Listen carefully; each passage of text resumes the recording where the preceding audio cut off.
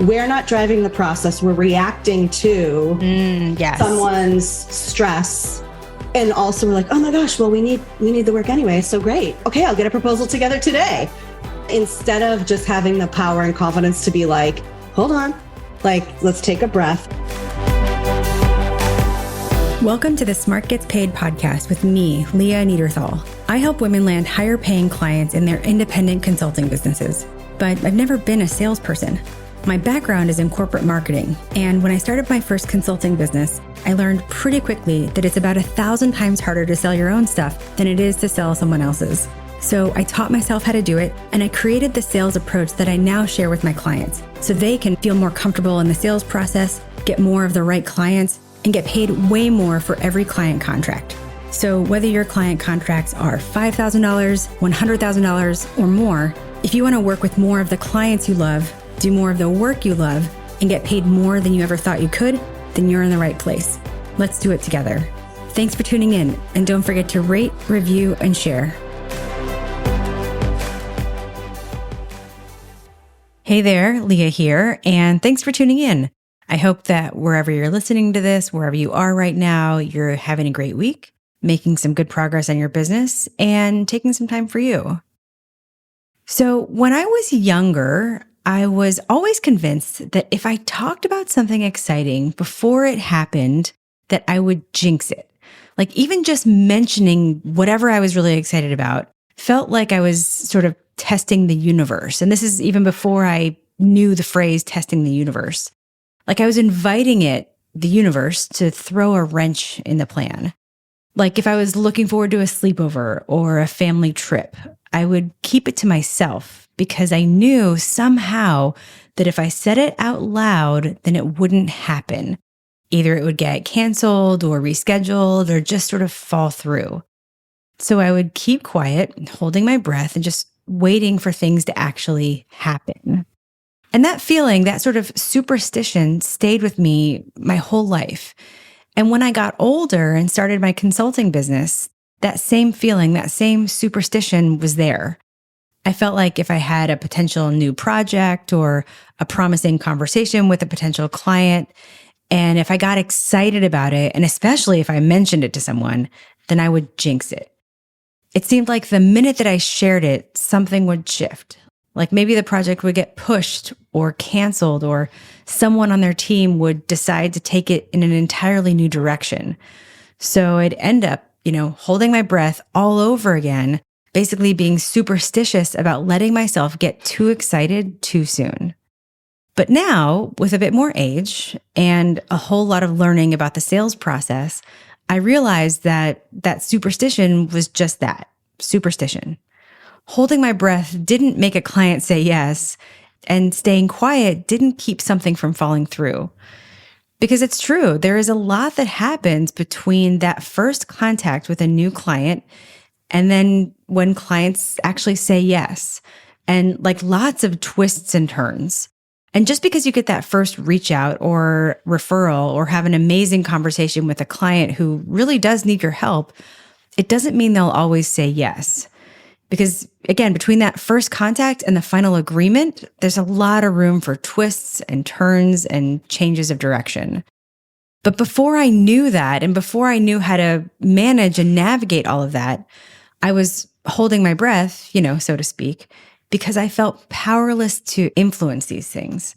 And holding my breath made me feel like I had some control, some power in this process. I mean, it was just a semblance of power, right? Because really, not getting too excited or not telling anyone that I was excited about a new potential client made zero difference whatsoever to what was going on inside the company. But at that time, without actually knowing how to lead a sales process and influence things and help my clients say yes, holding my breath was all I had. And I was thinking about all of that as I was editing this episode about the sales process. Because today we're talking to one of my clients who's right in the middle of the twists and turns in a sales process with one of her potential clients.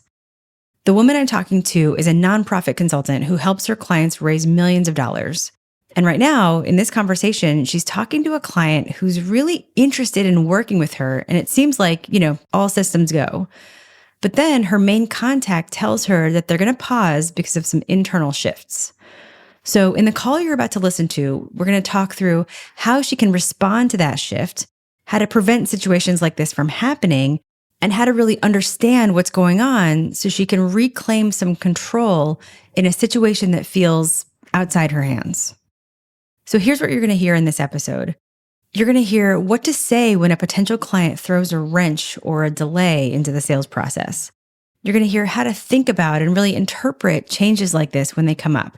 You'll hear how to prevent surprises in the sales process and how to increase your chances of getting a yes from the right clients. And really how not to be powerless, but rather to actually have some power and some control in this process. And, the conversation you're going to hear, this may not be exactly your world, right? Maybe you're selling into for-profit companies, or your client's world looks a little different, or you have a different type of main contact. But even though the players may be different, or the situation might be a little different, the story's the same. So keep an open mind and picture yourself in this situation, because chances are you've probably been in something like this. Because maybe in your world, in the past, someone's come into the sales process kind of late and has derailed things. Or maybe a contract has felt like a done deal, and then somebody says right at the finish line, well, maybe we don't really need this after all. Or maybe you've heard, let's just wait and see after, some time or some event or something happens, right? I mean, if you've been running your business for any length of time, you've experienced this, or one of the million variations on this theme where the sales process gets slowed or stalled or completely derailed. So I know you'll see yourself in this conversation and you're going to get a lot out of it. And I want to send a huge thank you to my client for allowing me to share this conversation with you. So take a listen and I'll come back at the end and share a lesson that you can apply to your business. So I think one thing I wanted to talk to you about was another client in progress or potential client in progress that I had mentioned to you a while ago, which was this. Mm-hmm. So this was one where the chairman of the board had reached out to me about wanting to work with someone on fundraising, doing an assessment, all this stuff. And he has been very gung-ho and very wanting to put all the right steps in place so it would get moved through without a problem, through his board and through the CEO of the nonprofit and everything. And I think it's still going well, but I just wanted to run this by you. So, when things are going so smoothly in the sales process and then it's like, oh, okay, here it is. So he sent an email while we were on vacation. You're like, it can't be this good. Yeah. And it's not bad, but he wrote back and this was proactive. So he met with his committee of the board and it was just slightly different from what we've been talking about, which is he's like, we have met a few times on the next steps and there's been a lot of great dialogue. And the goal is to build a higher and deeper understanding of our capabilities and what we need going forward. That is a task that we are preparing for our board meeting, which is today. Mm-hmm. From there, we will see what comes from there. FYI. So I think it's nice that he was proactive, but also I'm like, yeah, how are you taking that? Totally. So building a higher and deeper understanding of fundraising, that's exactly one of the things we were going to do in our work. Right. So it's almost like I gave them the idea. Well, when you say that, you're saying we have to first assess what we have going on before we do anything else. Right. Okay. Totally. And I'm like, okay, number one, I always think it's a red flag when a board member is the one to reach out, because are you going over the head? Probably. Right. So I was already all right, let's see. But now, so half of me is well, it's good that now, it's sort of backwards. They should have done this before, but it's good that now they're trying to get a better understanding of what fundraising is going on. But also it's a red flag to me, oh, they probably don't agree that they need this outside help. Maybe. Yeah. There are a lot of ways to look at this. Totally. There's like, and we could come up with like 30, scenarios right now. And I think it's interesting because sometimes I've seen it where the board member comes in and initiates the project because they're also paying for the project. Right. In which case, the one who wants the project is also the one who's deciding on the budget. You know what I'm saying? Like who has budget authority. And so sometimes that is good from a sales perspective and can make the implementation and the delivery difficult, right? Because we don't know to what degree this has been sort of forced upon the paid staff, right? Yeah. It could be that, and just to be clear, the person who you've been talking with the whole time is this board member guy. The head of the board. Yeah. The head of the board. Okay. Yeah. I mean, it takes a lot of people to say yes, and it only takes one person to say no. True. And so is one board member like getting cold feet, or we need more information or whatever? Is there disagreement between the board and the staff, as you said? Is the staff being like, no, we can do this on our own? Or is there's so many permutations here. Yeah. Agree. And so I did write him back something very positive. I was just like, I said, excellent. Sounds like very productive conversations have taken place. I'll look forward to hearing more, and thank you for the update. Like I didn't feel like I should be like, well, what's going on? Yeah. I could. I mean, he's very open and very friendly, and he's someone I could totally email again, but I don't know that I need to. What do you think? Well, there are a couple things you can do. First, I would, there is, if and when this situation comes up again, because it will. Yeah. What I'd encourage you to do, or what you might think about doing in this email is, and check in with yourself about how much you want this, right? But but what you said is fine. And how can we do two things? Lead the client and almost, do that technique where we get a call on the calendar. Yeah. Get it on the calendar via email so that you're not trying to claw him back to the table. Yep. And again, it's sort of a tone thing also, because what you said is like, okay, let me know. I mean, basically it's like, you tell me, right? Which is not there's no like pushing there. It's not thirsty. You've stopped selling. Yeah. Right. And you put it in his court, which is also totally fine. If you're like, not sure about this anymore. But if you wanted to bring some momentum, keep the momentum in the process, you could say something like, after you've had a chance to talk through it, why don't we find 20 minutes for a touch base, 15 minutes, whatever. Should we look at the week of blank? Yeah. Giving him some time. So it's not like you expect to have an answer tomorrow, which is, probably unrealistic. Totally. But should we look at the week of X? So at least you're giving him something to react to. And it's like, I'm still interested. I have validated your process, even though your process is whatever. Yeah. I validate you. And like, why don't we regroup? Love it. And I think it's good timing for that because their meeting is today. So maybe if I email him Monday. Sure. I mean, and just say, hey, I was thinking of you Friday. I know you had your board meeting. Do you want to put some time on to talk about what happened at the meeting? Right. Maybe. Okay. And then, offer a couple options. Yep. Perfect. Hope you guys had a great call, or hope you guys had a great meeting. You don't want to be salty about it. No. And you're not, but it's like, hey, it's just neutral. You're like neutral. You're very like peer mindset about it. Yeah. So that's one thing. That's one thing you can do. Okay. Gosh, there was something, you said something else that got me thinking. I forgot. It's lost. It'll come back. It's okay. That's okay. For you. But I mean, at minimum, I think following up makes a lot of sense. Yeah. And that's the thing. It's like, we don't totally know what happened. Oh, this was the other thing. Okay.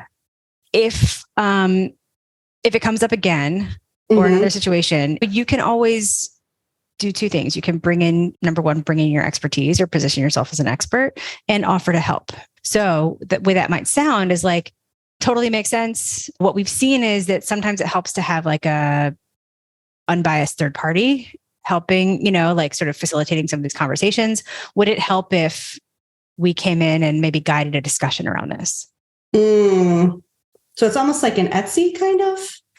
Kind of, yeah. Because what he said is like, we're not buying anything right now. Yeah. We need more information. We're going to keep talking. But you have to decide if like the tone is right for you. Saying, what we've seen is that it helps to have somebody, guide a discussion around this and make sure that everyone's voice is heard, blah, blah, blah. Is that something you'd be interested in? It's like consent based. It's like, is it worth talking about this? Gotcha. Right? Is this something that it's worth having a quick conversation about? I'm just more of a fan of like, my style is more like, hey, we actually, have this thing, or what we've seen it works is this. Would you like to talk about it instead of me throwing it at you? Totally. Does that make sense? Yeah, that totally makes sense. Yep. Okay. So I got it. Again, what you've done here is totally fine. Yeah. Right? There's nothing wrong with what you've done. And there are things we can layer on next time so that you can either move the sales process forward or, still provide some value and keep the relationship really warm. Yeah. I mean, in general, I love this underlying notion of like, just because a potential client emails me with something new it's just like an FYI, I can still respond with a question. Like that's a newer concept to me from working with you. And I actually love that, instead of just saying like, okay, I'll stay tuned, which is what I always like, you know what I mean? I like being thoughtful about, oh, I hear what you're saying. This is new information you're giving me. Here's something new I can give you. Is that interesting? Yes. Right. Like, yeah. It keeps it a dialogue. Totally. And I think it's also just this idea of not necessarily accepting everything at face value. Yes. And not, it's a version of this concept we talk about, which is like resist the automatic yes. Right. Like, we talked about this early on, but it's like, if they ask a question, can you do this? Or if they ask a question, you don't have to just take what they said as the gospel in that moment, Totally. But I think that, we're so trained / conditioned to do that from our years being junior in our career. And then, then running the actual business and feeling like the clients have all the power, not to mention like all the ways that as women, young girls, blah, blah, blah. Right. Totally. And so, yeah, it's just a reminder. It's a little rubber band on your wrist. It's like, I don't have to, I can think, I can be thoughtful. I don't have to just take what they said as like the word. Mm-hmm. I love it. Yeah. And I like that. To me, what you're talking about is like a good middle ground of like, before when I would send an email like, oh yeah, I'll stay tuned or whatever, I was like, oh, that's me just like showing, I'm not going to be thirsty. Right. Right. Cool. I'm going to be cool about it. I'm going to be so cool. But then like, obviously that's not a sales tactic. Right. But nor is it the extreme of, what do you mean? I need to talk to you. Like, so I like this middle ground of just being thoughtful, continuing to ask questions, getting the new information, and being like neutral about it, as you said. Yeah. Peer level, Totally. Yeah. Cool. I'm just curious, because I'm sure as you sort of reflect on this over the next like few days, like some, things are going to come up, but like, does this feel familiar in any way? This idea of like, I don't know what the question is, but what do you think this is about? This like, I want to be, I'm not a consultant. I'm a cool consultant, right? Or like, you just want to be cool about it. It's like total, like, it's like taking, and I've been doing this for so long now. I'm much better at taking the personal feelings out of it. But I think so much of it is about insecurity. And so much of it is about, oh, well, you maybe don't want me. Well, then maybe I don't want you. Right. I mean, I know that's, like, fine. Whatever. Right. As opposed to like, no, be an adult, like, follow a process.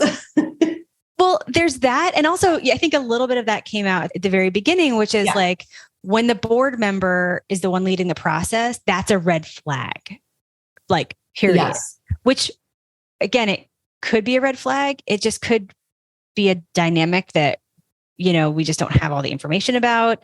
We don't know what conversations have been happening, but I think it's so easy to be like, you don't want me, I don't want you either. Right. It's like, this is, Totally. of all the ways all the things that could actually be going on, we're like, oh, well, clearly the worst, I've decided it's the worst one for me. Oh, totally. It's never like, oh, that's fine. It's always, worst case scenario. But yeah, no, totally. And I think now being able to see that and name it is super helpful, because it's like, okay. But I will say it is a red flag. Like, in the work that I've done and in my experience, if there's a board member who is trying to push this agenda forward without involvement from the actual staff, and actually in hindsight, I knew this early on, and I should have asked him, can I talk to, it's your thing too about who else is involved. Mm-hmm. And it could have been, early on, it could have been me saying, well, can I talk to the development person? Can I talk to the CEO? Because I was pushing down the fact that I knew if this goes through and I've never, ever met them, or they've never had input, it's not going to go well, because I need to work with them on this. Right. So. Right. No, you are right. And I think that really speaks to what are the factors that need to exist for you to be successful.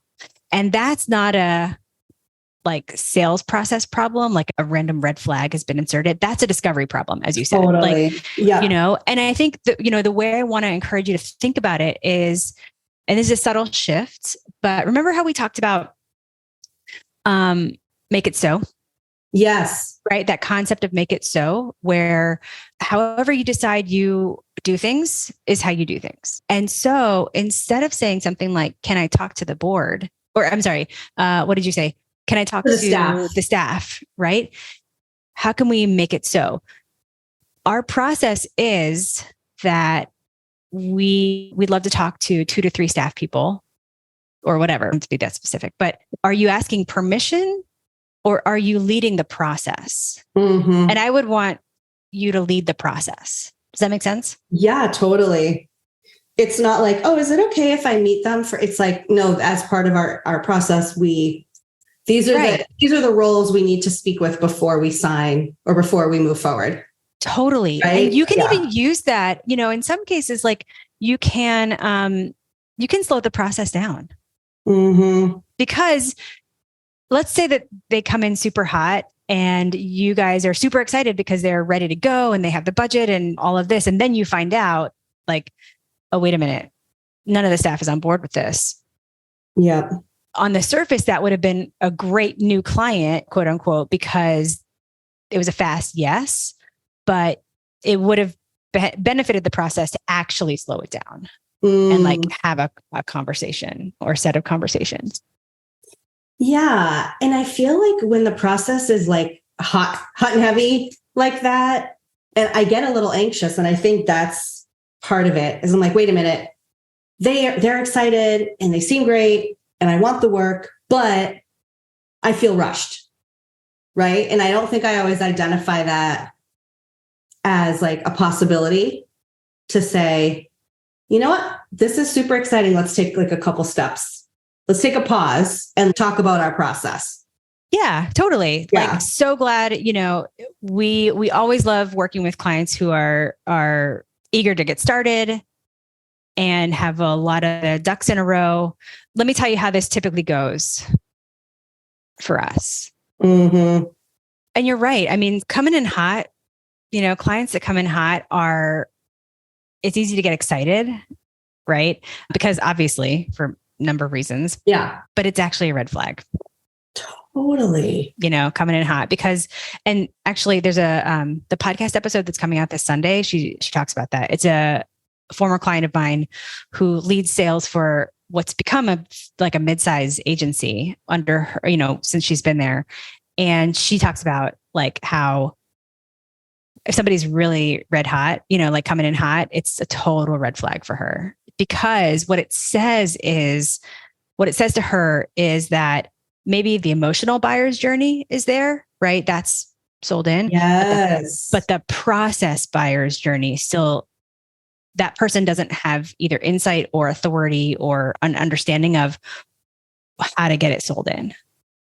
Yeah. And it's funny, if I thought back, I could probably come up with so many potential clients that didn't work out that we spent time on. There was an emotional piece there, but the process wasn't there. You know, I could probably go back and think of a lot. That's really an interesting aha for me, is that like those coming in hot people being not always the greatest. Yeah. Not always closing. Well, yeah. Like, and I think, well, can you say more? Yeah. Like I said, I always get that little knot in my stomach when someone's like, oh my God, we're so excited, put it together a proposal and blah, blah, blah, blah, blah. And I never have put my finger on like why that makes me feel so squidgy. And I think that's right. It's too fast. We're not driving the process. We're reacting to Yes. someone's stress. And also we're like, oh my gosh, well, we need the work anyway. So great. Okay, I'll get a proposal together today. And instead of just having the power and confidence to be like, hold on, like, let's take a breath, and it's a good, like, what's the word? Again, naming it. Like, it's something I haven't named before. And when people are so speedy, we need to, I think, be equally like slower. Right. Well, and this is the benefit of having a process, because it keeps you honest to your own process. It lets you put yourself back into control. And it sort of takes some of the emotion out of it when you're like, okay, we're not going to skip steps here. Right. Like, it takes the emotion out of it. It helps you, what my client says, what does she say? She goes, it keeps you from breaking your own heart. Yeah. And so when the first reaction, it's based on process, not emotion. Yeah. Right. So what are the steps? I'm just, in an ideal world, what are the steps that must take place for not only for the client to say yes, but for you to know that you will be successful? That's such a good question. I was about to say we need to document our process because it's so all over the place. Usually we talk to one person, then send a proposal. So I feel like there's room for improvement there. But then it's sending the proposal and then answering questions about it. I feel like our process is, it's not like we don't have an SOP where we're like, this is what we must do. Well, and it doesn't have to be super, super formal, but think about both how it's typically gone in the past, but also how you'd like it to be. So to me, a big piece is like, are the right people cool with this? And also when it's like a board member, for example, is your staff, do they understand?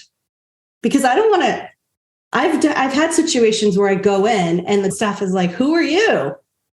And is my job on the line? Right. So to me, it's a lot about who needs to be culturalized to this idea and know that I'm not like a scary person who's going to come in and ruin lives. Like, to me, that's a big one, like off the top of my head.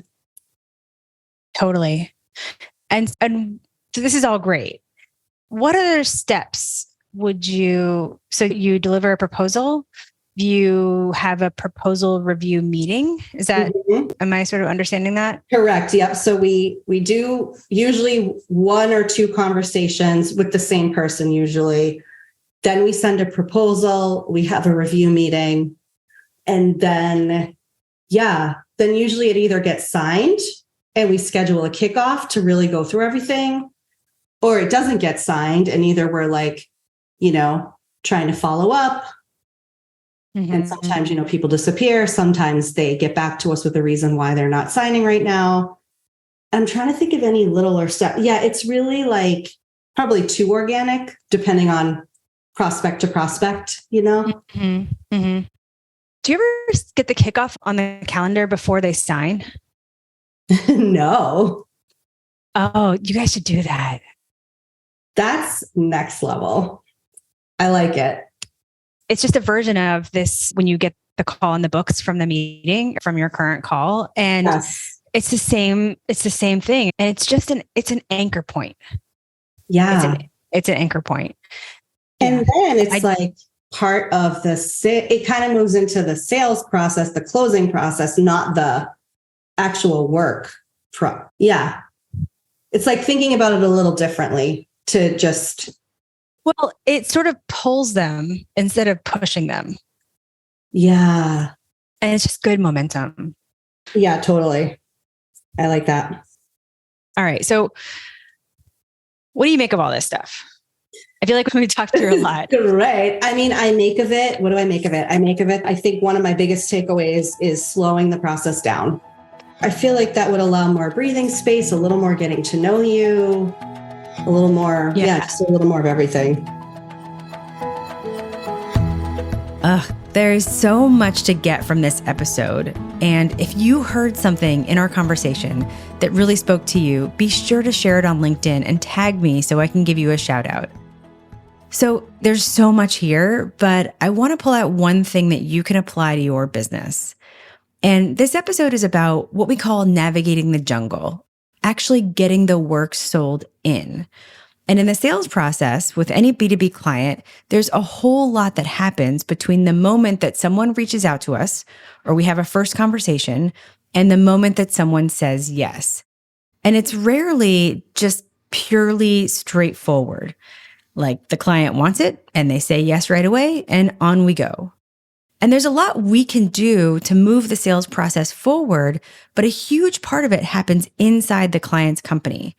I once read an analyst report that said that 90% of the sales process happens when we're not there. So for us, the key is learning to influence what happens when we're not in the room. And there are a lot of things that can happen, those twists and turns, like you heard a couple of them here, and a lot of time that elapses. You've probably heard me say that the typical B2B sales process can take anywhere from 3 to 18 months. Like I just had a client celebrate her year anniversary of talking to a client, and they still hadn't said yes. And when things take a long time and when there are twists and turns, it can also trigger so much of our head trash, right? And you heard some of that here.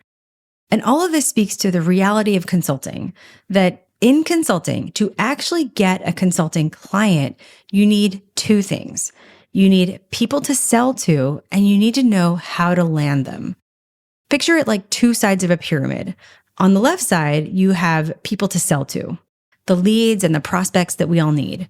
And on the right, you have how to land them, actually guiding them through the sales process. And the problem is that a lot of what you see out there about like, here's how to get clients, or when people come to me being like, I need clients, like I need to do LinkedIn or something, they're really only thinking about the left side of the pyramid, the people to sell to. But how you actually get a client, how you take someone from potential client to paying client, that happens on the right side of the pyramid, the how to land them side. And if you only get, someone to talk to, but you don't know how to land them, then you still don't have a client. And if you've gotten most or all of your clients through referrals, you might feel like the right side of the pyramid, the how to land them part, that part goes pretty smoothly. There's hardly any sales process at all because those leads are super warm. They already know you or someone vouched for you.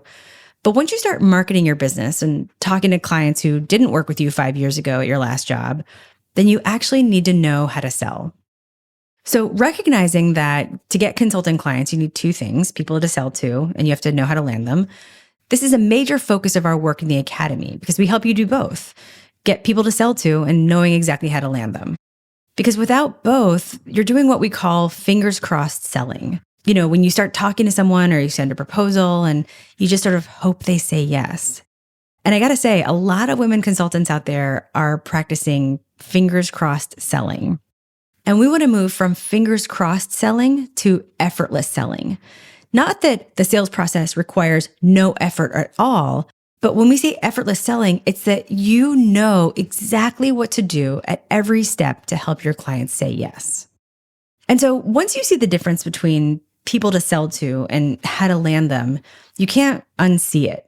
And you start to notice that a lot of coaches and gurus and people on LinkedIn out there, they're only really talking about the people to talk to part. And the truth is that very few of them have an actual system for leading a B2B sales process to a yes. So for example, if you ever see advice like, get clients on LinkedIn, that's not quite accurate. You don't get clients on LinkedIn. You get leads on LinkedIn. You actually have to lead those leads through a sales process. So again, that's just the people to sell to part. And I hate to even bring all this up because it's like, why would you talk about other coaches or gurus or people you see on LinkedIn or whatever? But I think it's important because this distinction between people to sell to and knowing how to land them is so important because so many women consultants sign up for a program or a coach or a networking group or whatever, hoping to, quote unquote, get clients. And they spend a lot of money and a lot of time on something that only achieves half the goal. When you need to actually achieve the whole goal, having a system for actually getting clients and knowing how to actually land them. And the truth is that unfortunately, this process of landing a client isn't getting any easier. And if you're feeling like in this past year, it's actually gotten harder for clients to say yes, or some budgets have gotten cut, first, just know you're not alone. This year hasn't been easy for a lot of women consultants out there, and the landscape has really been changing.